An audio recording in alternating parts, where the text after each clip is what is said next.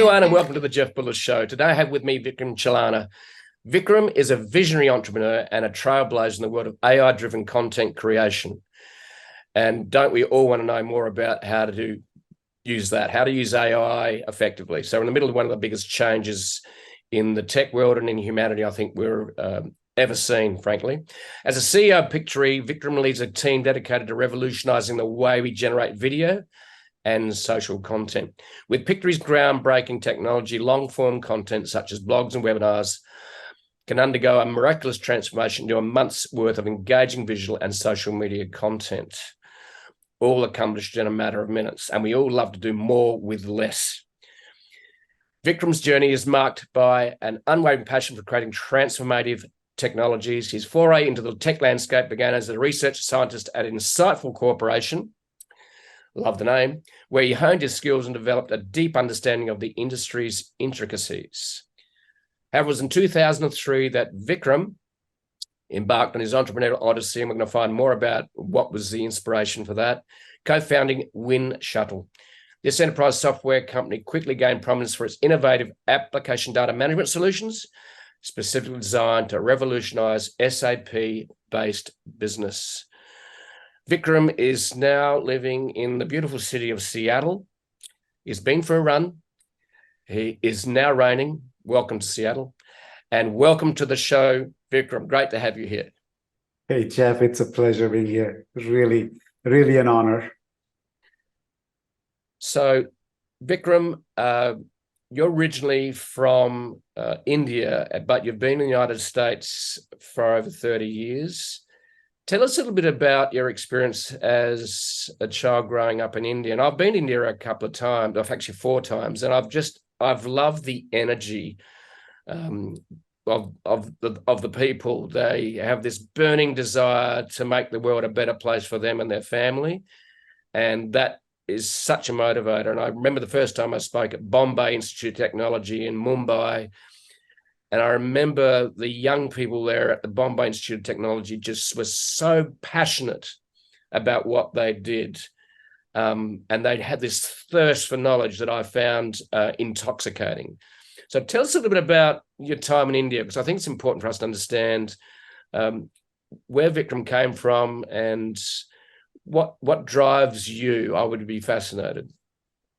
Yeah, absolutely. I think the one of the biggest things that I learned or was inculcated in me was the value for education, value for learning, and I think I see that still a lot in India. Whenever I go, I have a team there of young people, and the energy that you describe, it's still there, and there's so much thirst for knowledge and learning about the world. And I was one of them. I was just like, as wanting to always learn new things and wanted to see what's out in the world and getting into. So it was all. I think focus was about family and education. Those are like the 2 biggest things in growing up in India.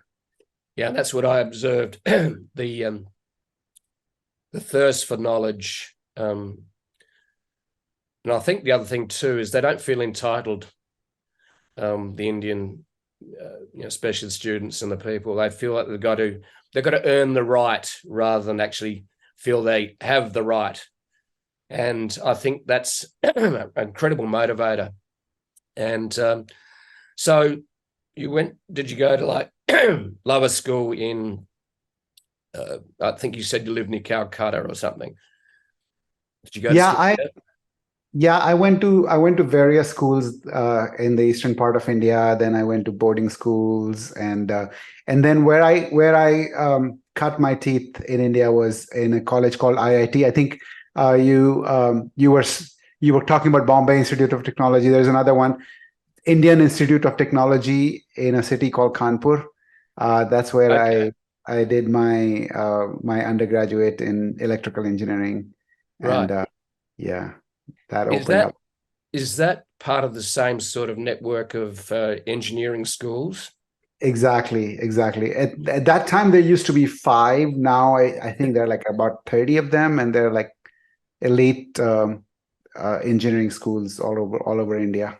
Yeah, I remember going there, and it was really quite funny. They had this conference, and it was like the Bombay Institute of Technology, and I came in the taxi, I think it was, and they'd put up all these different banners on the power light poles.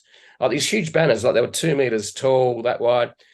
And it was like what they'd done is they'd taken some of the speakers for the event and put them up on these banners. And for a few minutes, I felt like a superstar because I was on the same banners. You know, one banner was one of me, and there's one of Einstein, there's one of someone else, and then there was another. No, Einstein wasn't speaking, by the way, but it was. I actually, one of the banners was sort of at lower ground, so I actually took a photo of me next to the banner. I still have that today, but we ran workshops about social media, digital marketing, and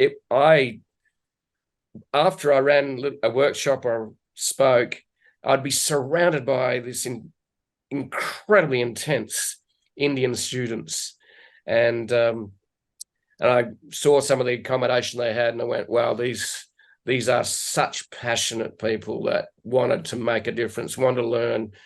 And I literally, and the other thing too, I noticed about India, which many people maybe haven't experienced, but the idea of personal space. In other words, if you live in the country in Australia, you're talking to a farmer, they'll stand about 2 meters back. If you talk to someone in India, because it's such crowded cities, the idea of personal space becomes shrunken.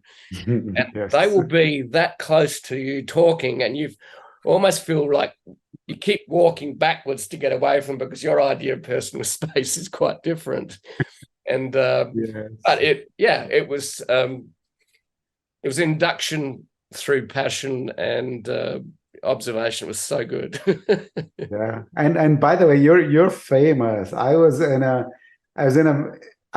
being pitched by a startup talking about career paths, and one of the career paths had you as the role model in there. I mean, there was like, like, yes, become a marketing influencer like Jeff. I never set out to be a marketing influencer at all. I was just passionately curious about what social media was doing, and I think I became an influencer before the term was used, Yes. but before the word became known. So, but anyway, the young people on TikTok and Instagram now have sort of taken over that banner. I suppose what we call the torch. But yeah, it was a lot of fun to go to India. I haven't been there for quite a few years yet. So yeah, well, that's quite funny, really. But my second biggest audience after the USA on the blog is actually India. Yeah. So let's talk about you, Vikram, not about me. So it's good. So you went to schools there. Now, what was the reason to go to America? Was it? I think you mentioned it might be you went there to do a master's degree after you'd done it at the Institute of Technology in your home city. Yeah. So when I was a student, one of the papers I got introduced to as an electrical engineering student was one of the first papers that was ever written about neural networks.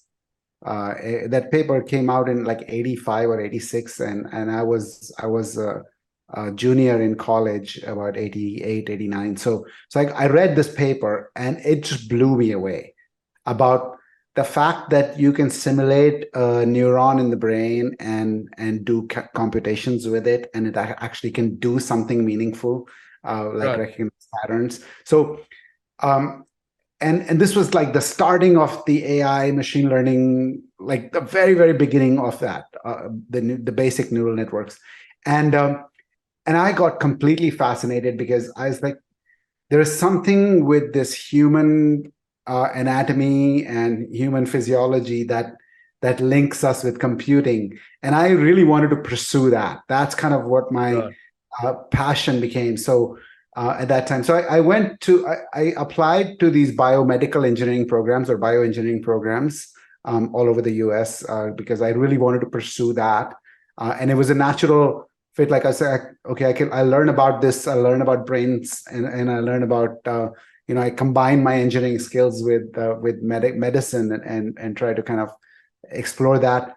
So I applied to 2 or 3 biomedical engineering programs, and the one I got into is one of the top rated ones at the University of Washington here in Seattle. Right. And that's what I ended up pursuing. And in fact, like I did learn about the brain a little bit, but then I switched to actually learning about the body and about medical imaging and how to apply neural networks on medical imaging. So Right. this was 30 some years ago. I was doing that and using AI and pattern recognition on medical images. Right. Okay. So you essentially so you started doing engineering, which is more like a hard science, and you moved into the messy science of humans. It was still hard science, because when you have to kind of study human anatomy and physiology with probes like ultrasound and CT and MR, I mean, it is still hard science. Yeah. So you did a master's in, what was the topic? It was in medical imaging. It was biomedical engineering, and I was doing pattern recognition and AI on medical images. Right. And then I did my master's, and I continued to my PhD because the topic was super interesting, and we just continued working on that. Rolled on to your PhD. Yeah. Okay. So so you finished that, and you decided, you told your mum you're going to be back in 2 years. And that didn't happen. That didn't happen. I met my wife to be at the university. She was also getting a degree there, and yeah, we got married soon after, and yeah, so that idea of going back to India after 2 years didn't quite materialize. Okay. Well, I'm sure you've gone back a few times. Oh yeah, every year. Right. So you finished your PhD, you've sort of been inspired by neuro linking in the brain, this paper. So obviously you sound like you became very curious about learning and how the brain works and how computers can facilitate that. Is that correct? Yeah, and how that the brain simulation can be applied to real problems like analysis of images of the body. So when I was like, as an example, one of the problems that we worked on was detecting cancer cells in MRI images of the brain. So, but using neural networks for that cancer detection. Right. Yeah. Okay. And so after you become curious about this, you've done your PhD. When was your first foray into becoming an entrepreneur, and how did that start? What was the motivation to say, well, I want to be an entrepreneur now? Where was that call? Yeah, so one of the things I realized about being a graduate student about doing a PhD is it opens this whole idea of independent thinking and pursuing new directions and by yourself. So one of the things, as I learned in my first couple of jobs, was I didn't like being told what to do. I really wanted to pursue what I wanted to pursue. So graduate school is like a dangerous place. It's a great training ground for depth in a field, but it's also it can also be like super liberating, and you don't want to work for anybody else after that. So I did a couple of jobs, but then I was like, I want to work for myself. I want to figure out what this is, this whole idea of starting something from scratch and building it, just similar to kind of what I did in my PhD, starting something from scratch and building it. But now I wanted to do it in the business domain. Right. Yeah. So Winshuttle, that was your first real entrepreneurial adventure. Yes. Where did that idea come from Winshuttle, and tell us more about that? Yeah, so the idea of Winshuttle was actually very simple, and it was kind of far out of my biomedical engineering thing. But I thought I actually bring some of those things into here, into that as well. The idea was very simple. We came across these companies who use a system called SAP. SAP is used by most large companies to run their business. So all the accounting, all the HR activities, supply chain, everything happens. CRM, SAP has everything, all the systems. Yep. And one of the challenges, as I talked to some friends who were in the SAP field, one of the challenges they mentioned was, it's a closed system. Anytime I need to do something with SAP, like change the data or something, I have to go to my IT department and make it happen.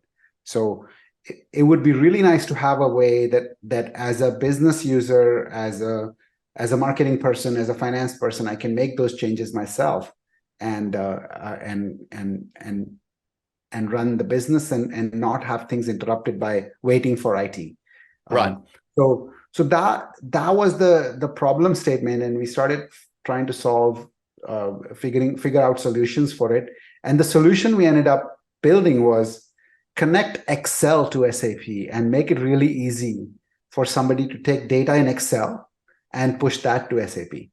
So, and that opens up a whole bunch of things, because Excel already is something that everybody has on their desktop, everybody uses every day, and it's something very familiar with. So we built an Excel add-in which helps you connect to anything in SAP. So I'll give you an example. I mean, you're familiar with CRM systems. So say I wanted to change the territory planning for my customers. So all the sales, all the customers in the Sydney region now have a new sales rep. So I need to reassign the sales rep on that. So that change, it's a mass change, and one of the best ways to do it is in Excel. Just kind of go and see where the customers are, make the change in Excel. So that literally our add-in would basically say, pull all the customer records into Excel that are affected, make the change in Excel to the new sales rep, and push that back into SAP. Right. So sounds really simple, but this kind of stuff wasn't there in SAP. It's probably still not there in SAP. And so we just made that whole process of round tripping data back from SAP to Excel very easy, and it just like opened up a whole bunch of businesses. And we were doing today you hear about this phrase called product-led growth, where the product leads it instead of salespeople or marketing people selling. So we were doing product-led growth like 20 years ago into large companies who use SAP, and they would come in, try it, download this Excel add-in, they would try it, they would make it work, and then they would pay like 5-figure, 6-figure dollars to buy and install it at multiple PCs on their enterprise. Right. So you were selling a like subscription as a service that was an add-on to SAP? Yeah, exactly. Add on to SAP, add on to Excel, add on to SharePoint. And then we connected all these Microsoft systems together and connected to SAP. Okay. So what were some of the biggest learnings you had from Winshuttle? Because you operated it until 2018, starting in 2003, though. So there's basically 15 years of, I'd say, a lot of learning. Yeah. There's all kinds of challenges, all kinds of learnings. There are learnings about, in product development, there's two camps, and it's often very, very, very crucial to find the balance between the two camps. One is follow exactly what the customer wants.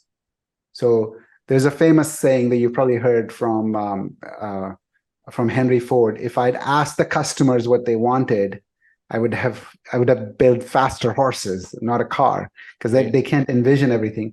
But you still want to listen to the customer, and you want to build Yep. what they want, because that's what's going to sell. And on the other hand, you can't just build it completely. Like, you can follow your vision that this is what I want to do, but then completely build something that is irrelevant to the market.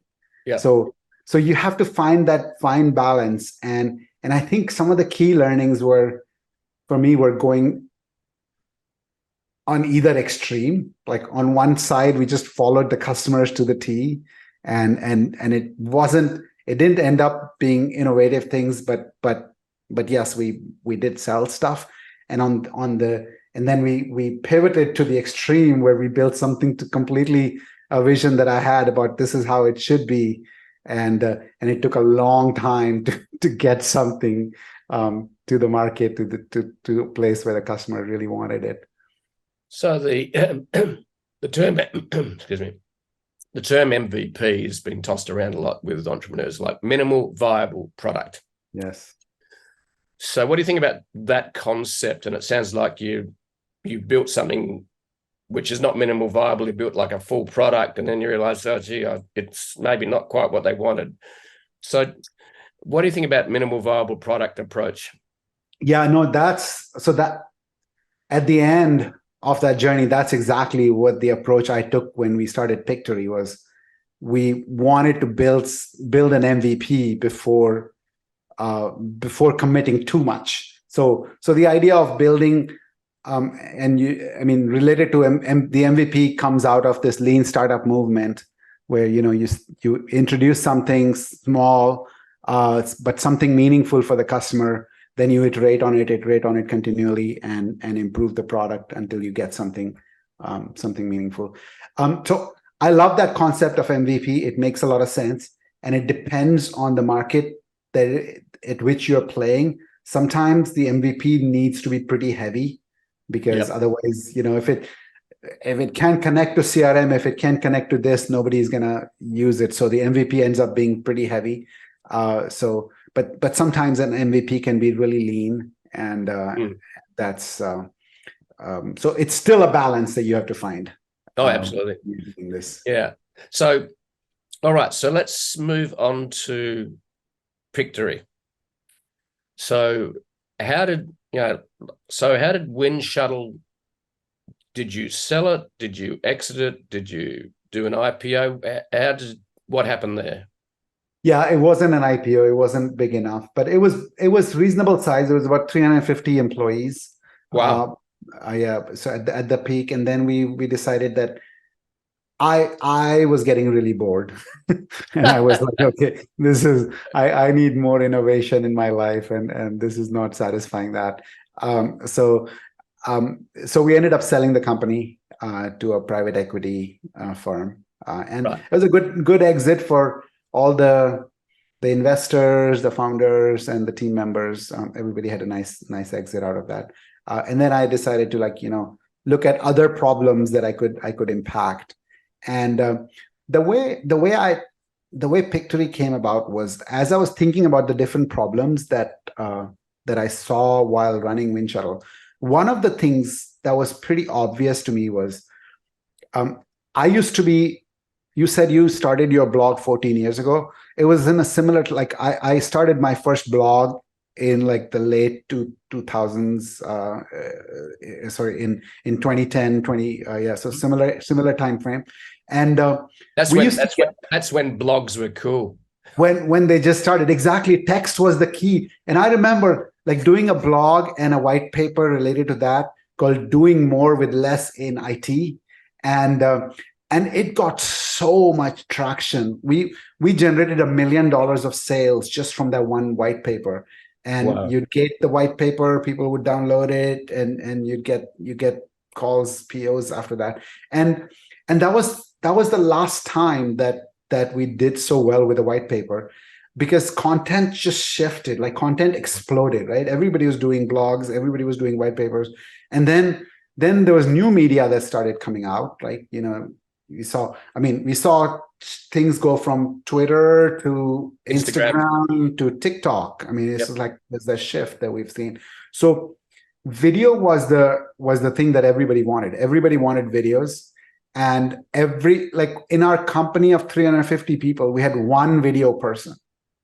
And everybody would be lining up in front of her cube that, hey, I want help creating this video, or I want help editing this video. And it was just like the tools out there, like Adobe Premiere and Final Cut Pro, were complicated.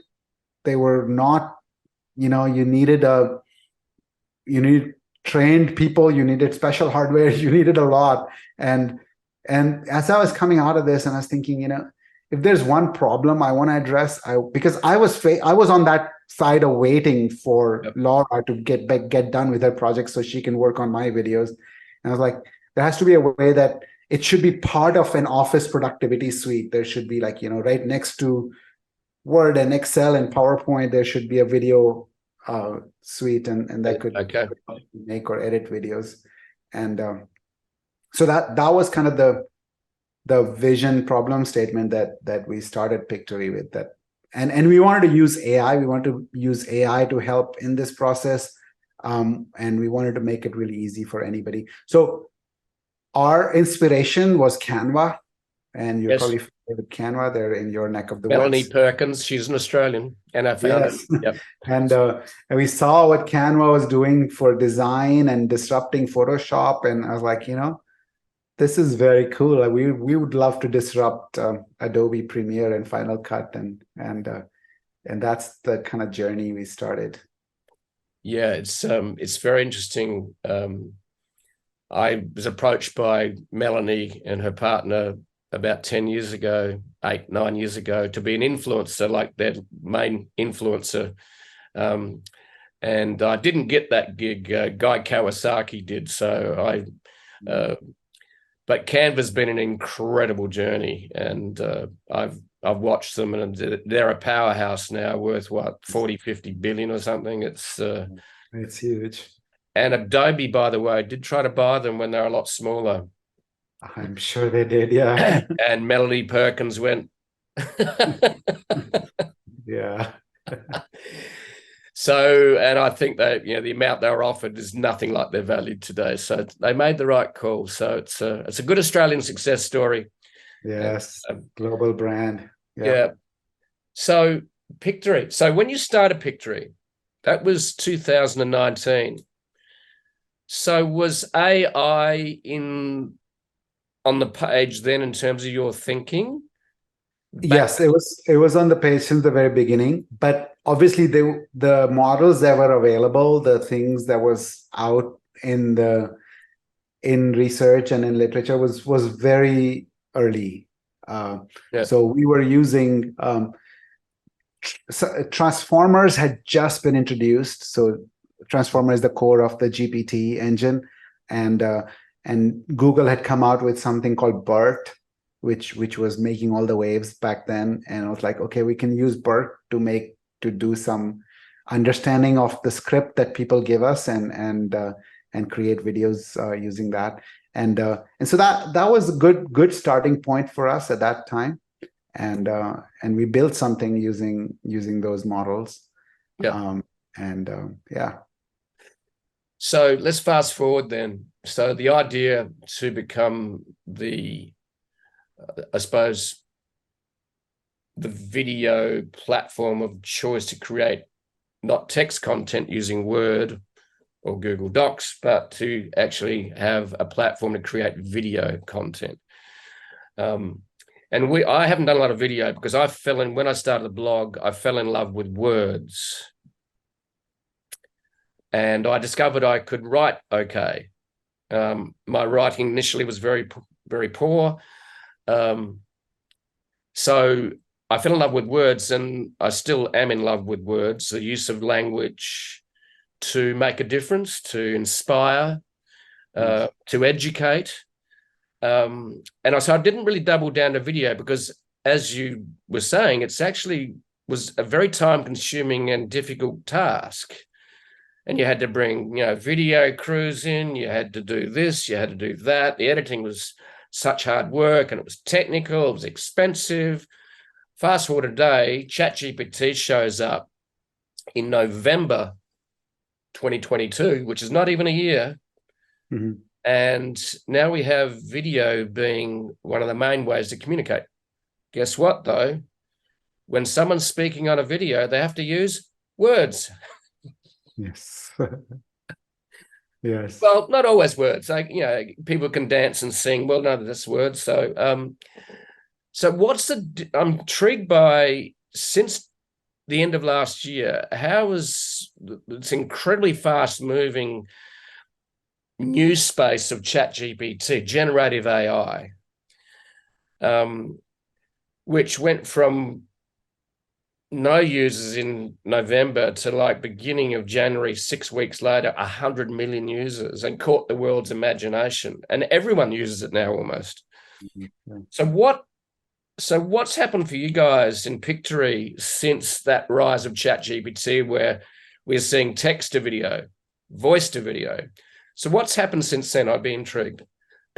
Yeah, so it was like somebody lit fire to the rocket fuel for us. Yeah. So obviously we didn't grow as fast as ChatGPT, but we've grown a lot in the last in the last year, I would say, since ChatGPT came out. Yep. So 7x in our number of customers, in our revenue. Wow. Yeah. And we were doing okay before that too. So it's been a great booster for us. And we've been able to incorporate. So ChatGPT is still largely a text model. There's Yes. some text to image bits that are coming out in there, and but we've been able to now leverage those models instead of the old BERT model that we started with. Mhm. And it's really improved our performance of everything that we're doing inside Pictory.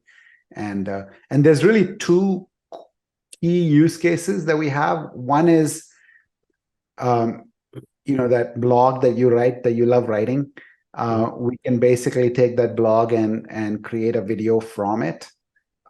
So that tells the story, that tries to continue that story, but in a video form. And then you can add that video. You can add narration. We have very nice voices in there. You can add narrations, and we have the stock videos that automatically gets picked out. And so you can create a full end-to-end video experience, and you add that to your blog page. What we find is that it reduces the bounce rate. People spend more time because different people learn differently. Some people love to read. Some people love to listen. Some people love to watch the videos. Yeah, so as humans, we do have different modality. My son is slightly dyslexic, so he loves watching YouTube videos to learn. Yeah. So whereas I'll get frustrated by a video because I can read quite quickly. Yes. So a video or a podcast, unless I'm passively sitting in the car driving, then it just gets fed to me because I can't read and drive. Well, I could, but it's very dangerous. Yeah. So because I can read quite very quickly, and I can read a transcript or a blog post. If that was turned to video, I'd have to do 20 minutes. I can do that in 2 or 3. Yeah. So for me, text is still very important because, and also the reality is, if it's a printed word, I can actually take notes. One of the ways I love learning is read a Kindle, take notes, send it email. I've got it right there then. Yes. Whereas on a video, I've got to stop, pause it, make a note. But we're all different. It's great. So what we're experimenting with too is we just started taking the podcasts and using video with AI technology, taking long form video and turning it into video snippets. Yep. And what we're doing then is, because you got long form video, and as we know, social media is much more about short form video. And I'm interested in some of your thoughts on that in a minute. But yeah, we take this typically 1 hour-ish podcast, long form video on, we post to YouTube. Then we use AI to turn it into 20 or 30, 1 minute, 30-second video snippets to Reels, TikTok, and YouTube Shorts. And we get 5 or 6 times the amount of views because it's much more organic. But it's still a little bit rough around the edges in terms of captions and so on, but it's damn good and it saves us so much time. So let's go back to what you guys are doing with Pictory. So you take blog posts, long form content and turn it to video. Then we have short form video. Are they the two boxes we should be talking about? Yeah. So we also have the idea of taking a long video. So similar to what you're talking about, the applications, you may have used different apps for that, but yeah, we have that as well, where you take a longer form video and convert it to short videos. Yep. So yeah, we try to build a complete tool set. So that uses AI as well to do the analysis of the transcript. So as you said, videos with voiceover, with spoken content, have the meat in it. So then you can use the meat to distill it down to something Yes. shorter and more interesting. So we're using AI for that as well. And then one other form is where you don't, sometimes people don't have a blog, but they have perhaps written a short script for a video. And this is where the Chat GPT has been coming a lot for us, is like people will say, okay, write a little script for staying healthy during pandemic, as an example. And then it would create a script, then you would put the script into Pictory, and then Pictory will turn that script into a video. Yeah. So that's the other kind of core use case there. Yeah. Does your platform allow you to post, because the other one is once you created it, does your platform allow you to post automatically to the different social media platforms as well, or are you just creating content? We are working on that. Yes. Right now we're creating content, but we're working on the ability to post it directly. Yeah. Yeah. And then also get the feedback from those channels and hopefully improve your videos in the process. Yeah. And because at the moment, look, we're at the start of the AI journey. What it's going to do in 1 year is going to be amazing compared to last year. And then it's going to be more amazing the year after. So it's like you said, it's like lighting, the jet fuel. So it's not a revolution. It's not an evolution. It's a revolution. It's a forest fire that is just taken off. Yes. And for me, a little bit in the writing area, I put something into ChatGPT and I'll see what it writes. I'm having a writing existential moment. I'm trying to work out how the human creative and ideas, as well as the storytelling, how does it sit with ChatGPT? So we end up using it rather than getting used by it, and we give it everything to it, which is it's a discussion I have with my senior editor as well. It's like, how do we maintain our human creativity, inspiration, and curiosity without just giving it over to the AI, ChatGPT? Yeah. This is going to be an interesting balance. I don't feel threatened by it. I feel like it really improves our workflows. I'm sure your team sees that too, and we're seeing it. But the human creativity is at the center of it. What you give is what you get. Yeah, exactly. So there's been some experiments done with senior designers designing a product, and they basically had the whole design team compete with each other, so you could produce the best product design. And the one that ended up with the best product design was a senior engineer designer, because they were asking better questions. Yeah, exactly. Yeah. And this is fascinating. This is where we're talking about prompt engineering now. It's like perfect. That's going to be a new degree program at some point. That's right. There'll be a master's degree and a PhD on it as well, I'm sure. Yeah. So, look, I don't feel threatened. I'm excited, but I am watching to make sure we're making sure that we can do more with less and amplify what we do. And my senior editor said to me, she said, I'm worried that I'm going to have less work. I said, no, you're going to have more work, which is true. The trouble is the next level down, just writers that don't write well and not using ChatGPT. We had to do so much editing for writers that we went, this is too hard. So we actually did stop using a couple of riders. So, Mm. but yeah, we're still trying to work it out, aren't we? Yeah, I think so. I think that journey goes on. And again, I think the lesson that I drew from my days at Winshuttle, it applies to anything. You can go too much to what a customer wants or go too far and follow your vision. But this applies to content. It applies to product development. It applies to so many things. Yeah, exactly. Yeah. So let me ask you one other question, because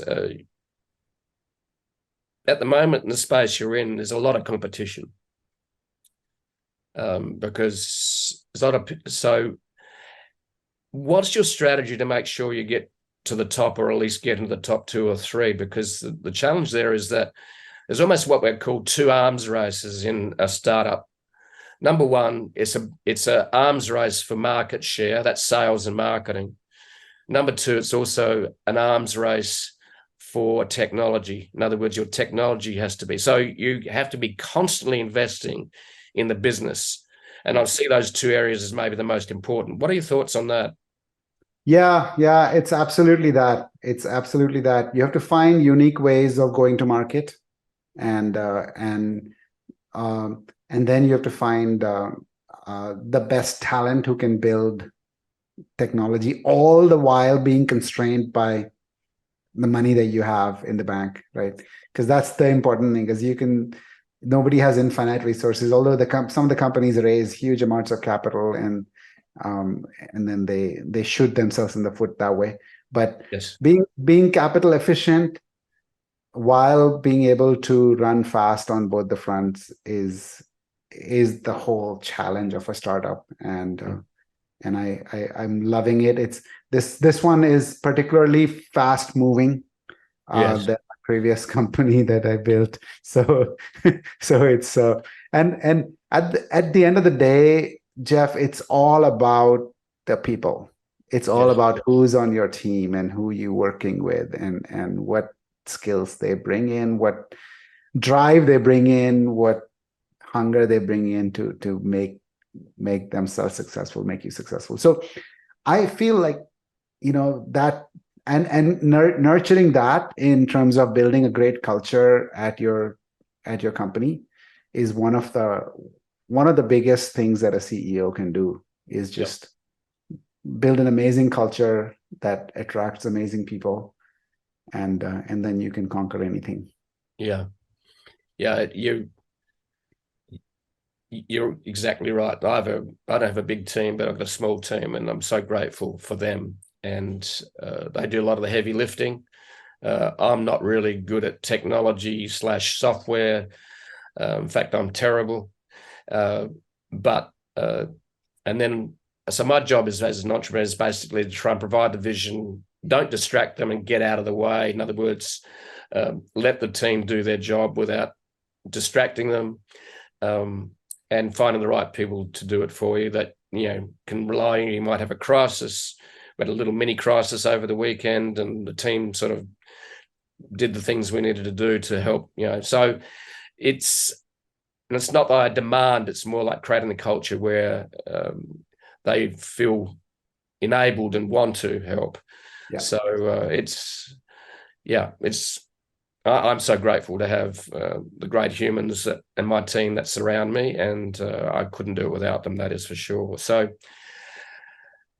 the other thing that's I'm mindful of as well is that in any business, timing is actually almost everything. In fact, there was a TED talk about it, said that this guy studied 200 startups, I think he was a professor, and he found out that 40% of success was driven by timing.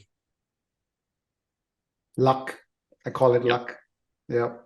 And here you are, you had this idea about 4 years ago about Pictory. In other words, how can we become the platform for video, for social, take video and make it easy to create rather than hard. And 3 years later, ChatGPT turns up and gives you a rocket to ride. Yeah, exactly. And that's exactly how I felt at that time. It's like, oh my gosh, we were at this place at this time, and I felt like I mean, this is all luck. This is timing, and luck is. It is. Yeah. Yeah. So Yeah, when I started the blog, I hadn't done any market research on blogging, its trends, its anything. I just discovered social media and wanted to write about it. And there was these blogs about blogging, and I read them, and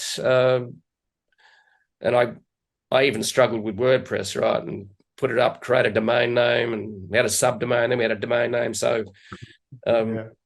and I look back on the trend in 2010, 2009, 2010, which is when I started, was peak blogging time. So, and like you said, I was getting, just took a year or so to get real traction. But after that, it was like built social media. This is before the algorithm started to throttle organic reach. Oh, yeah. Which happened about 2013, 14, when Facebook started to monetize its free platform. So we moved from free and organic and tribes of people that connected organically, which was bloody exciting. I love those days. It's 3 or 4 years when Twitter was a tribe of healthy, hungry, curious people in all sorts of niches all around the world. Now we have Facebook using algorithms to create hate because it sells more advertising and disgust. And it was a golden and wild west back then. And but still, you've got to play the game. So we're just trying to work that out.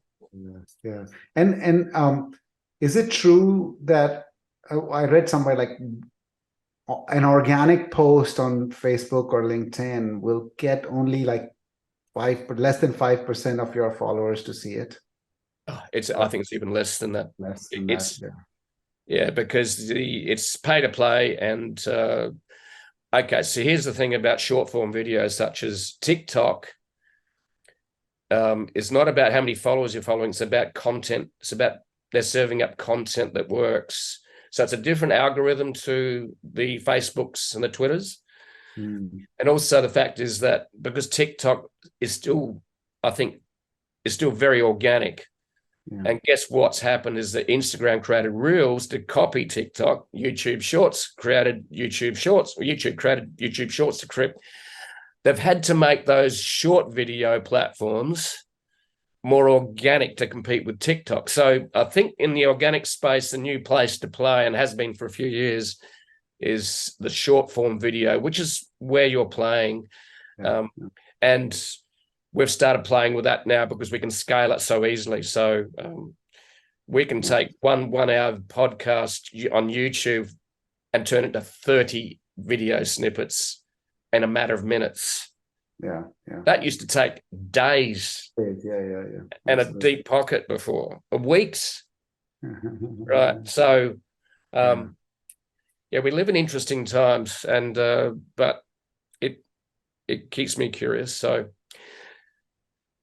I'm going to ask you a question before we wrap it up, which I want you to maybe quickly reflect on while I chatter here. And what brings Vikram true happiness? Now, it might be in your personal life as a human that's not an entrepreneur label, and what brings you real happiness as an entrepreneur. And they could be one and the same, but I'm intrigued by what brings you joy, what brings you happiness. And I'm not talking about trivial, superficial happiness. Can you tell me what that is? What brings Vikram happiness and joy? Yeah, it's pretty simple for me, and it's both. It's the same in personal life and in professional life. It's connections, it's people, and that's it. It's just living with wonderful people, working with wonderful people, and making deep connections to everybody, respecting everybody, getting respect in return. This is true happiness. Vikram, you've just summed up ancient wisdom from Epicurus from 2,500 years ago, and you've just summed up the Harvard Research Institute that's been running for 85 years. Yes, exactly. You've just summed it up. And And for me too, I've always enjoyed things like dinner parties, great friends, family, and so on. But I'm really doubling down on that more, as in investing and nurturing relationships. Yes. And because we see it as being unproductive. In other words, we have this strange sense or idea that being busy and productive and ticking off boxes in your to-do box every day in your diary or digital diary, whatever, it doesn't matter. And being a hermit is going to bring, it doesn't bring you happiness. Yes. The fact it showed that after $75,000, there is no increase in happiness. Money doesn't increase happiness. Exactly. Yeah, we don't want to be, struggling for life and food and everything else. But once we reach that base level, yeah. So, and I just, it's basically for me in the world of technology, how do we get more connected in a world where people spend more time on their phones, and even though they're more connected, they're less connected, as in they don't have good conversations. Yes, exactly. I mean, this kind of a podcast is a perfect example of technology-enabled relationship. I mean, we're connecting over halfway across the world, and it's awesome. Yeah. I love it. I don't do this for the money. I do it because I learn, and I'm curious, and I love the connection and just getting insight into humanity and the different people I talk to, such as yourself, your journey, which is inspiring. It's amazing. And I'm never cease to be amazed by human creativity in a world of AI. Yes, exactly. And AI is going to be fun too. We're all going to enjoy the ride. Yeah. And I think what's going to happen too, just like any good technology, it becomes invisible and just hopefully makes us better humans, more productive humans, while doing the things we love, such as having a chat. Yes, agreed. And then look, Zoom's great, but I do love catching up for dinner and drinks with friends. And, it's basically about talking shit. In other words, just talking about anything, having fun, laughing, taking, in Australia, we tend to have a lot of fun. We, give each other a hard time, and just generally have fun and, explore words and ideas together, and catching up in real life. Yes. And sharing stories, sharing ideas. That's what brings me joy as well. So awesome. Super. So Vikram, just to wrap it up then, thank you for sharing that. And you're obviously very wise, because you've just summed up Epicurus's wisdom from ancient philosophy, and you've summed up our Harvard research about importance of relationships for happiness. Tell us a little bit about, so what's the pricing model for the company? What's Pictory's pricing model? How does it work? Oh, it's pretty easy. It's there's two variables in there. It's the number of videos you process through it. Yep. And the second variable is the number of users who use it. So if you have a team, you can have you have a variable in the number of people as a part of your team. Yep. And the number of videos you go. So it's a per month, per user, per video hour type model. Cool. Sounds pretty simple to me. And so, Vikram, thank you very much for sharing your story. And it's inspiring. And I look forward to seeing Pictory continue to grow and evolve. And what I'm really looking forward to, though, is looking after you and entertaining you and breaking bread together at dinner, wherever, when you come to Sydney. Or when you come to Seattle, yes. Don't worry. Let's see who wins on that score. That sounds great. Thank you, Jeff. It was really good talking to you as well. Thanks, Vikram. It's been an absolute joy. Thank you.